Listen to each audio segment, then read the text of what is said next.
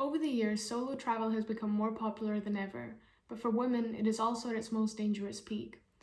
Stories such as the murder of 22-year-old solo traveller Grace Mullane, who was kidnapped and killed whilst backpacking through Auckland, New Zealand in 2018, serve as a deadly example of what the fate of women travelling alone can be.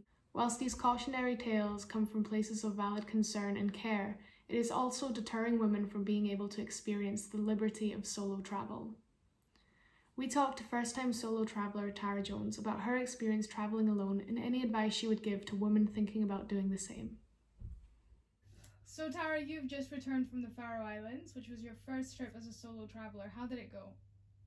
It went pretty well overall, I'd say. Yeah, I didn't really have any issues. It was very nice to be somewhere different after 2 years of being stuck in the house. So what was it about solo travelling that appealed to you? I kind of just sat down one day and I was like, well, I kind of feel the need to do something by myself. Actually, just get out there and see the world. And I realised places that I wanted to go didn't necessarily align with things that people I knew wanted to do. And I thought it'd be something different and something that I might find I could actually do more often once I'd done it for the first time. So when you were traveling, were there any instances or interactions that made you feel uncomfortable or in danger?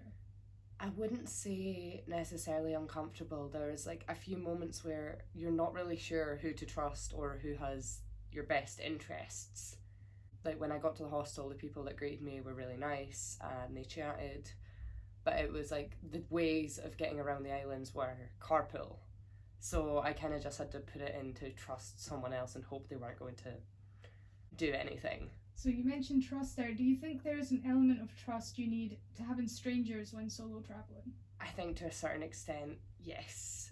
You can't just rely on yourself to get you everywhere, especially when you go somewhere as isolated as the Faroe Islands. The only place you can get around is by car. You've kind of got to just hope that the people you meet are genuine. With that in mind, what advice would you give to women who want to travel by themselves? Be wary, but don't let previous worries or anything necessarily affect it to that extent. Although Tara's one positive experience solo travelling does not diminish the countless negative experiences had by women across the world, it is still important to not let fear and trepidation hold women back from missing out on such invaluable life experiences.